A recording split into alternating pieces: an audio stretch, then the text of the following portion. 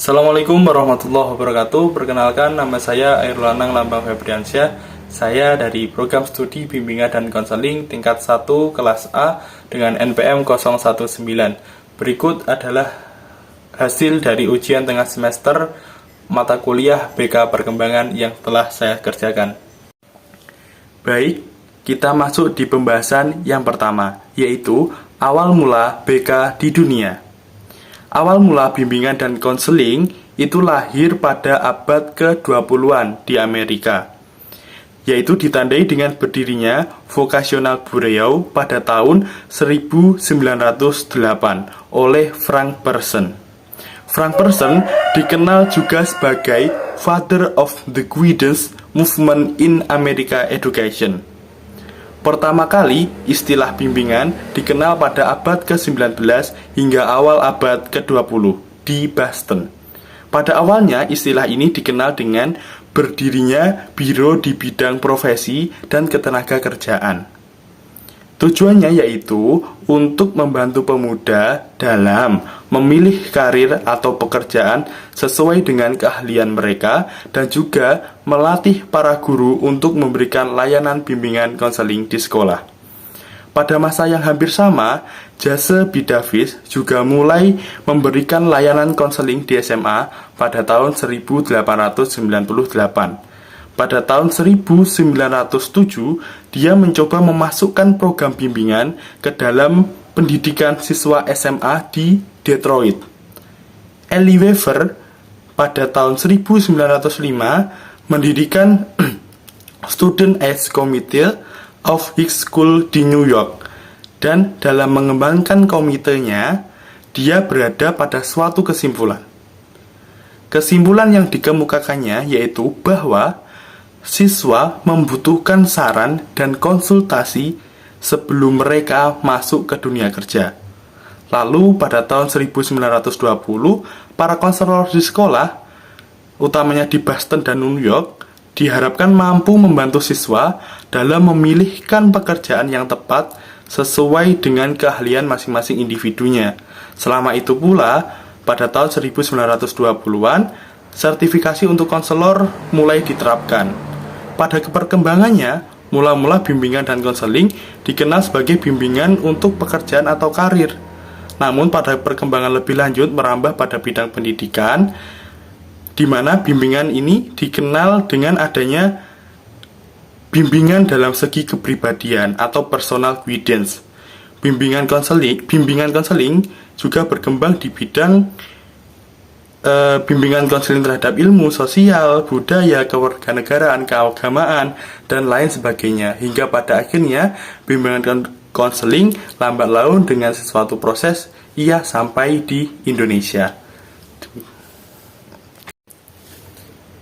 Baik, kita masuk di pembahasan yang kedua, yaitu poin penting sejarah BK di Indonesia. Sejarah bimbingan dan konseling di Indonesia diawali yaitu pada masa penjajahan Belanda dan juga Jepang. Para siswa dididik untuk mengabdi demi kepentingan penjajah. Dalam situasi seperti ini, upaya bimbingan dikerahkan. Bangsa Indonesia berusaha untuk memperjuangkan kemajuan bangsa Indonesia melalui pendidikan. Salah satunya adalah sekolahan Taman Siswa yang diinisiasi oleh Bapak Kiai Haji Dewantoro pada waktu itu. Lalu kita masuk pada dekade yang pertama, yaitu dekade 40-an, di mana mulai merealisasikan perjuangan kemerdekaan dengan pendidikan. Dalam bidang pendidikan pada dekade 40-an lebih banyak ditandai dengan perjuangan merealisasikan kemerdekaan melalui pendidikan. Melalui pendidikan yang serba darurat pada saat itu diupayakan secara bertahap memecahkan masalah besar. Antara lain yaitu masalah yang paling besar adalah masalah buta huruf. Lalu yang kedua yaitu pada dekade 50-an, bidang pendidikan menghadapi tantangan yang amat besar, yaitu memecahkan masalah kebodohan dan keterbelakangan rakyat Indonesia. Lalu pada dekade yang ketiga yaitu dekade 60-an, ini adalah sejarah lahirnya bimbingan dan konseling di Indonesia.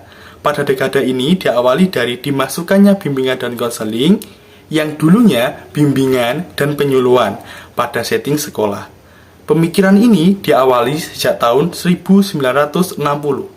Hal ini merupakan suatu hasil konferensi Fakultas Keguruan dan Ilmu Pendidikan yang dulunya disingkat FKIP dan menjadi IKIP yang dilaksanakan di Malang pada tanggal 20 hingga 24 Agustus 1960. Baik, selanjutnya pada dekade 70-an.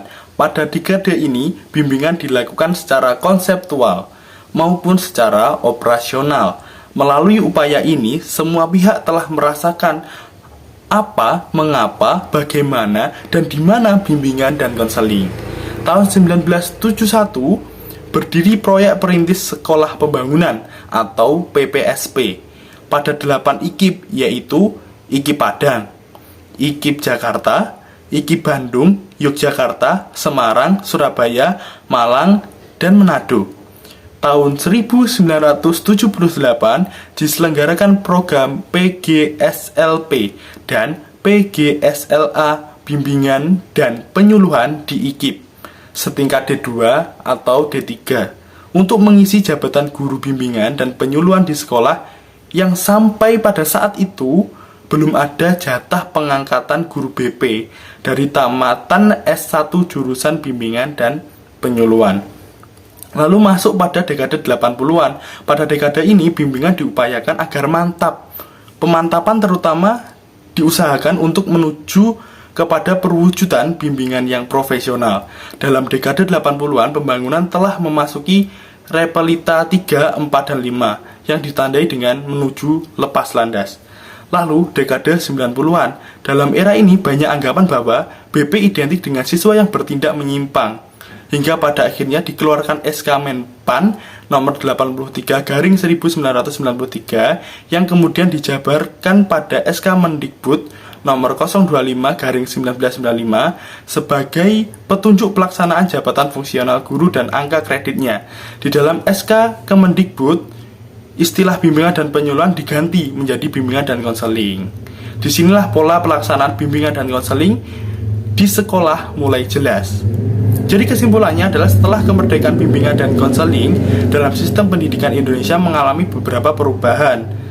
Pada kurikulum 84 semula disebut BP atau bimbingan dan penyuluhan. Kemudian pada kurikulum 1994 atau 10 tahun kemudian berganti nama menjadi bimbingan dan konseling sampai dengan sekarang ini. Layanan BK sudah ada sejak tahun 1962.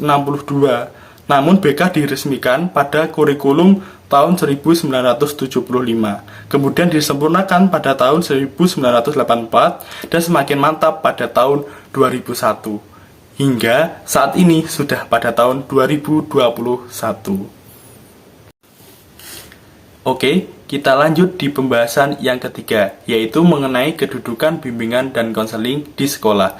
Jika kita melihat di dalam gambar di atas, terlihat bahwasanya guru bimbingan dan konseling itu sejajar dengan guru yang lainnya.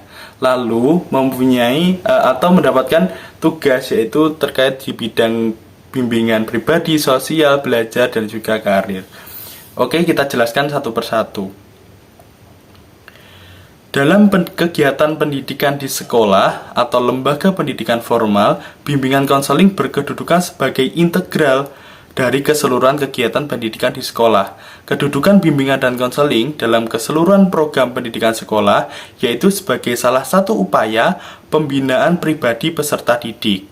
Kedudukan bimbingan dan konseling dalam pendidikan ada 4 ruang lingkup yang kita bahas di atas.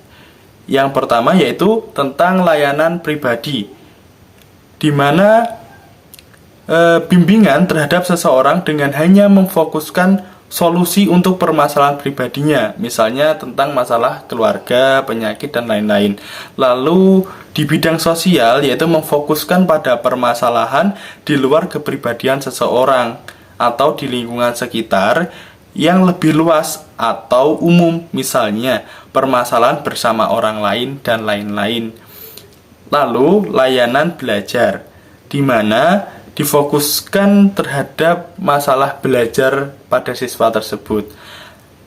Yang terakhir yaitu layanan karir, di mana difokuskan terhadap solusi tahap-tahap atau kiat-kiat kepada siswa tentang prospek atau progres yang ia inginkan setelah setelah SMP ataupun setelah SMA. Demikian itu tadi, jadi kedudukan dari bimbingan dan konseling itu dimulai dari tahapan yang paling tinggi adalah kepala sekolah, turun di bagian wakil kepala sekolah, lalu ada lembaga bimbingan dan konseling, di mana lembaga bimbingan dan konseling ini terbagi menjadi 4, yaitu pada bagian pribadi, sosial, belajar, dan juga karir. Dan itu menjadi tugas dari guru bimbingan dan konseling untuk mendampingi siswa-siswanya. Oke, kita masuk ke bab keempat, yaitu setting layanan bimbingan dan konseling. Pelayanan bimbingan dan konseling dalam jalur pendidikan formal telah dipetakan secara tepat pada kurikulum 1975. Meskipun ketika itu masih dinamakan pelayanan bimbingan dan penyuluhan, yang diposisikan sejajar dengan pelayanan manajemen pendidikan dan pelayanan di bidang pembelajaran yang dibingkai dalam kurikulum. Akan tetapi, dalam Permendiknas nomor 22/2006 tentang standar isi pelayanan bimbingan dan konseling diletakkan sebagai bagian dari kurikulum yang isinya dipilah menjadi 3, yaitu kelompok mata pelajaran, kelompok muatan lokal, dan materi pengembangan diri. Yang harus disampaikan oleh konselor kepada peserta didik haruslah dihindari dampak yang membawa konselor yang tidak menggunakan materi pelajaran sebagai konteks layanan ke dalam wilayah pelayanan guru yang menggunakan mata pelajaran sebagai konteks pelayanan. Dengan kata lain, sesungguhnya penanganan pengembangan diri lebih banyak terkait dengan wilayah pelayanan guru, khususnya melalui pengacaraan berbagai dampak pengiring atau nurturan efek yang relevan, yang dapat dan oleh karena itu perlu dirajutkan ke dalam pembelajaran yang mendidik menggunakan mata pelajaran sebagai konteks pelayanan. Meskipun demikian, konselor memang juga diharapkan untuk berperan serta dalam bingkai pelayanan yang komplementer dengan layanan guru. Bahu-membahu dengan guru termasuk dalam pengelolaan kegiatan ekstrakurikuler, persamaan, keunikan, dan keterkaitan antara wilayah layanan, konteks tugas dan ekspektasi kinerja guru dengan wilayah pelayanan. Konteks tugas dan ekspektasi kinerja konselor dapat digambarkan seperti gambar di atas, di mana materi pengembangan diri berada dan merupakan wilayah komplementer antara guru dan juga konselor. Oke, selanjutnya kita akan membahas tentang konteks tugas guru BK. Jika kita melihat wilayah konselor ini sama halnya dengan guru BK, di mana puncaknya itu adalah perkembangan optimus siswa, di mana dalam mencapai perkembangan tersebut siswa harus lolos standar kompetensi kemandirian atau SKK, diantaranya akademik, karir, sosial, dan pribadi. Lalu siapa yang bertugas? Yaitu adalah guru BK dengan memberikan bimbingan dan konseling yang memandirikan. Outputnya adalah perkembangan optimus dari siswa. Baik, akan ada sedikit penjelasan mengenai konteks tugas konselor atau guru BK. Membicarakan konteks tugas seorang konselor dalam hal ini adalah terkait dengan peranan dan tugas konselor dalam menjalankan fungsinya di dalam pendidikan atau sekolah. Oleh sebab itu, pertama, melihat pengertian dan tujuan dari bimbingan konseling adalah pelayanan untuk peserta didik baik secara perorangan maupun kelompok agar mandiri dan berkembang secara optimal dalam bimbingan pribadi, sosial, belajar, dan juga karir. Melalui berbagai jenis pelayanan dan kegiatan pendukung berdasarkan norma-norma yang berlaku, penegasan konteks tugas dalam hal ini mengacu pada fungsi dasar diselenggarakannya layanan bimbingan dan konseling, yang ditunjukkan pada pemandirian diri siswa dalam menggapai optimalisasi diri. Hal ini sesuai dengan visi dari bimbingan dan konseling yang tertuang pada Panduan Pengembangan Diri KTSP 2006 ayat 4, di mana disebutkan sebagai pelayanan bantuan dalam pemberian dukungan perkembangan dan pengentasan masalah agar peserta didik berkembang secara optimal, mandiri, dan bahagia. Pernyataan lain dijelaskan oleh Gibson pada tahun 2010 ayat atau poin 78 sampai dengan 80, yang secara singkat dapat dikatakan bahwa peran konselor dalam sekolah dihimbau agar dapat memastikan kualitas lulusan dan optimalisasi proses pendidikan, dan dalam beberapa hal secara khusus peranannya akan mengikuti kondisi dari masing-masing wilayah dan jenjang sekolah di mana konselor bekerja. Jadi sedemikian itu tadi adalah konteks tugas dari guru BK ataupun dari seorang konselor.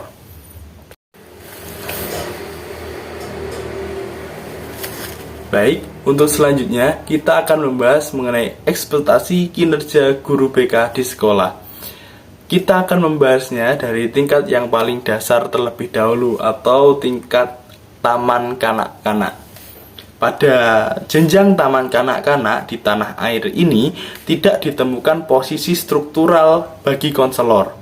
Pada jenjang ini, fungsi bimbingan dan konseling lebih bersifat preventif di taman kanak-kanak. Sebagian besar tugas konselor ditangani langsung oleh guru kelas. Lalu pada jenjang sekolah dasar pun juga tidak ditemukan posisi struktural bagi konselor. Mungkin bisa dengan memposisikan diri sebagai konselor kunjung yang membantu guru sekolah dasar mengatasi perilaku mengganggu atau disruptive behavior yang seringkali terjadi pada kenakalan anak SD. Jangan malah ditempatkan di posisi sebagai fasilitator pengembangan diri peserta didik, karena tidak jelas posisinya bagi guru BK. Lalu dalam sistem pendidikan di Indonesia, tepatnya di sekolah menengah, mendapat tempat yang cukup leluasa. Ini baik di SMP maupun di SMA. Peran konselor sebagai salah satu komponen student support service adalah mensupport perkembangan aspek-aspek pribadi sosial, karir, dan akademik siswa. Pada jenjang ini, konselor menjalankan semua fungsi bimbingan dan konseling yang meliputi fungsi preventif, fungsi developmental, maupun fungsi kuratif. Jadi, jika dilihat dari ekspektasi kinerja guru BK, sebenarnya yang sesuai ekspektasi hingga pada saat ini adalah ekspektasi di jenjang sekolah menengah. Namun kadang pun di sekolah menengah masih seringkali ekspektasi atau keadaan realnya adalah siswa masih takut dengan guru BK. Siswa masih menganggap bahwasanya BK ini adalah tempat siswa nakal, padahal sebenarnya kan tidak seperti itu. Ekspektasi yang seperti ini yang terjadi untuk sedikit mengurangi citra dari bimbingan dan konseling.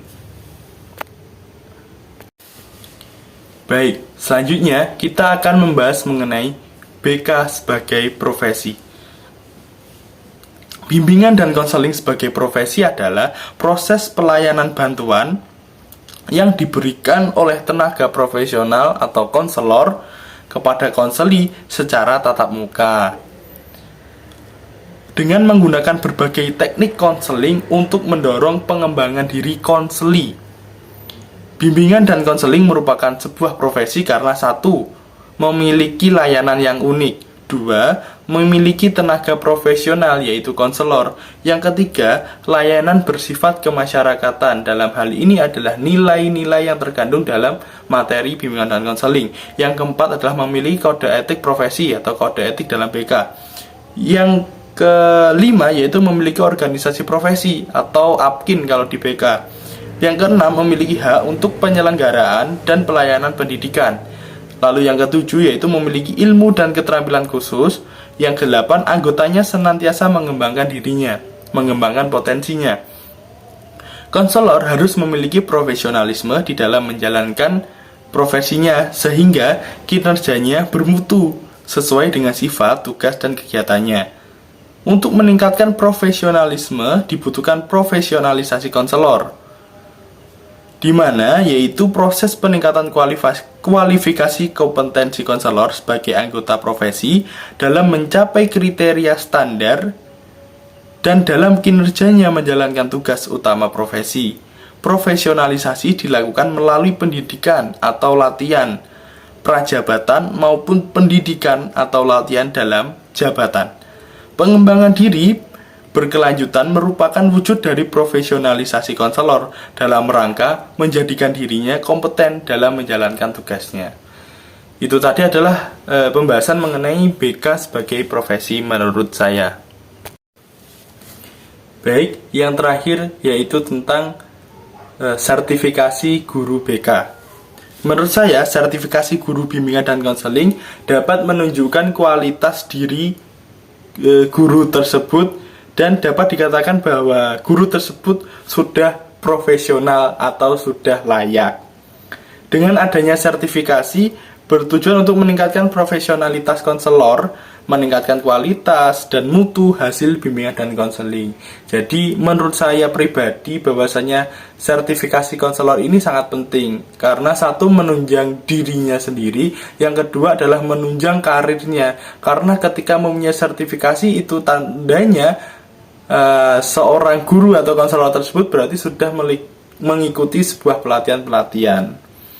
Pada dasarnya kita sedikit membahas yaitu tentang tujuan dan manfaat dari sertifikasi konselor. Yang pertama terkait dengan tujuan. Yang pertama yaitu menentukan kelayakan dalam mewujudkan tujuan pendidikan nasional. Yang kedua meningkatkan proses dan mutu hasil pendidikan. Yang ketiga meningkatkan martabat keguruan. Dan yang keempat meningkatkan profesionalitas guru dan konselor sebagai agen pembelajaran di samping sebagai perwujudan pencapaian tujuan pendidikan nasional. Adapun manfaat dari sertifikasi konselor, yang pertama yaitu melindungi profesi konselor dari praktek-praktek yang tidak kompeten. Yang kedua yaitu melindungi masyarakat dari praktek-praktek pendidikan yang tidak profesional. Dan yang terakhir yaitu meningkatkan kesejahteraan kekonseloran. Jadi itu tadi menurut pendapat saya dan ditambah dari tujuan dan juga manfaat yang saya cari di internet terkait dengan sertifikasi guru bimbingan dan konseling. Dan dari saya cukup sekian. Terima kasih atas tugas yang diberikan. Mohon maaf jika hasilnya kurang maksimal. Saya Airulana Lambang Febriansyah mengucapkan terima kasih.